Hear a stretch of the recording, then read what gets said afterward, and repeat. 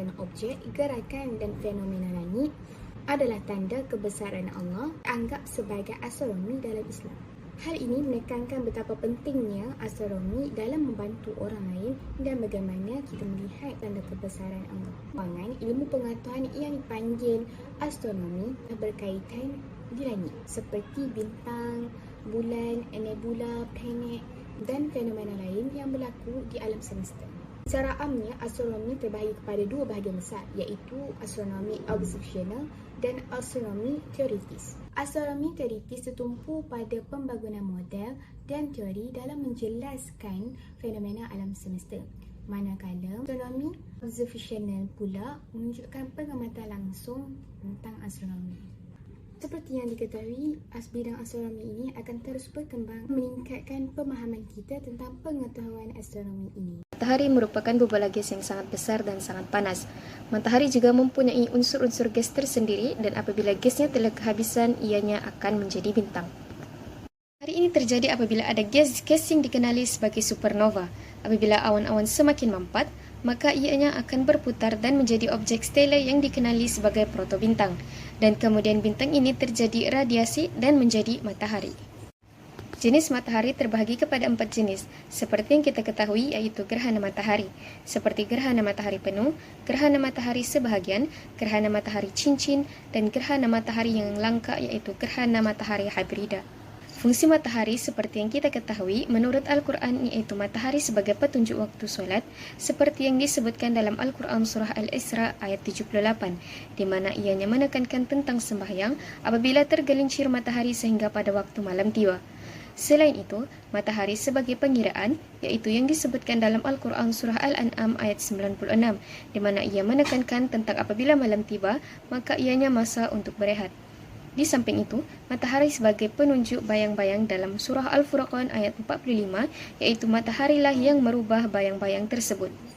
Fungsi matahari menurut sains pula terbahagi kepada 3, yaitu matahari sebagai tata surya, yaitu matahari mempunyai jisim dan menyebabkan semua planet mengelilinginya.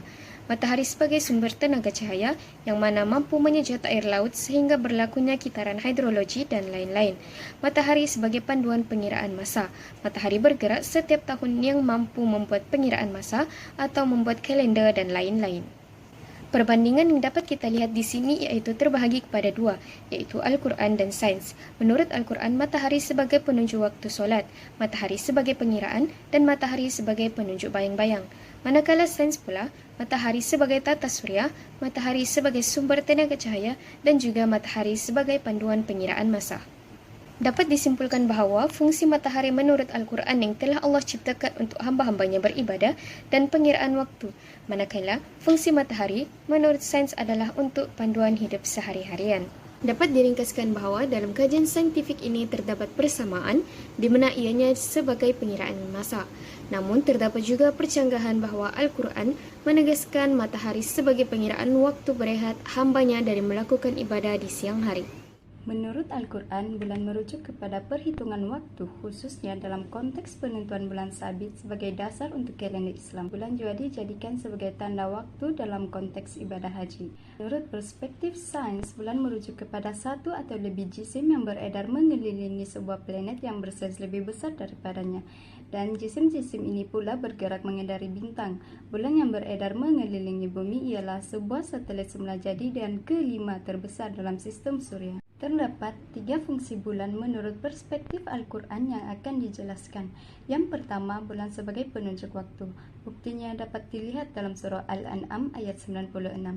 Ayat ini menceritakan tentang kuasa Allah yang mengasingkan kegelapan pagi dengan cahaya siang dan membuat malam sebagai tempat untuk berehat di mana manusia berhenti untuk membuat aktiviti dan hal-hal yang melelahkan. Selain itu, menurut perspektif Al-Quran, bulan juga dijadikan sebagai tanda hari kiamat, di mana dalam surah Al-Qiyamah ayat 7 hingga 10 menerangkan betapa ngerinya pemandangan di hari kiamat, di mana mata manusia terbelalak ke sana kemari tidak menentu kerana dicekam oleh rasa takut yang sangat hebat. Fungsi bulan yang terakhir menurut perspektif Al-Quran adalah bulan sebagai pembuktian kekuasaan Allah.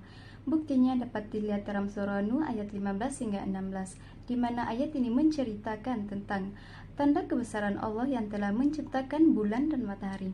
Melalui penciptaan ini, Allah memberikan petunjuk kepada manusia tentang keberadaannya dan kekuasaannya. Oleh itu, Zat yang Maha Agung lagi Maha Penyayang berhak untuk dicintai dan ditakuti. Apakah pula fungsi bulan menurut perspektif sains? Di sini saya akan menerangkan 3 fungsi bulan menurut sains. Pertama, bulan sebagai graviti. Bulan memiliki pengaruh graviti terhadap bumi. Meskipun gravitinya jauh lebih lemah daripada graviti bumi, bulan berkontribusi pada fenomena pasang surut di lautan. Tarikan graviti bulan menyebabkan air laut mengalami kenaikan serta penurunan. Seterusnya, menurut perspektif sains, bulan juga berfungsi untuk menstabilkan iklim. Bulan memiliki peranan yang penting bagi perubahan iklim di bumi. Perubahan ini terjadi kerana bulan membatasi putaran bumi. Oleh itu, jika bumi tidak dibatasi oleh bulan, maka pergerakan akan terjadi terlalu cepat. Fungsi bulan yang terakhir menurut perspektif sains adalah bulan dijadikan sebagai penerang di malam hari. Bulan adalah salah satu penerang alami yang ada di bumi. Bulan memang tidak memancarkan cahaya, namun ia memantulkan cahaya daripada matahari ke bumi pada malam hari. Jadi, itulah sebabnya kenapa bumi akan tetap terang walaupun di malam hari. Diringkaskan bahawa dalam kajian saintifik, bulan memiliki pengaruh graviti pada bumi yang akan menyebabkan terjadinya pasang surut di laut. Bahkan Al-Quran juga mengakui fungsi bulan dalam menciptakan pasang surut, tetapi ia sebagai tanda kebesaran Allah Subhanahu wa Ta'ala. Seterusnya, bintang dapat menghasilkan cahaya dan haba yang dapat dilihat di langit malam yang tidak berawan. Bintang juga mempunyai jangka hayat. Apabila bintang kekurangan tenaga, bintang akan meletup dan menjadi black holes.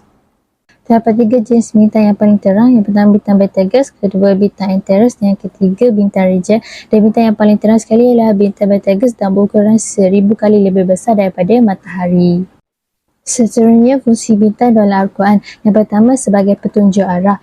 Firman Allah dalam surah An-Nahl ayat ke-16 yang bermaksud, dan dia mengadakan tanda-tanda panduan jalan, dan dengan bintang-bintang pada waktu malam mereka dapat mengetahui arah yang hendak dituju.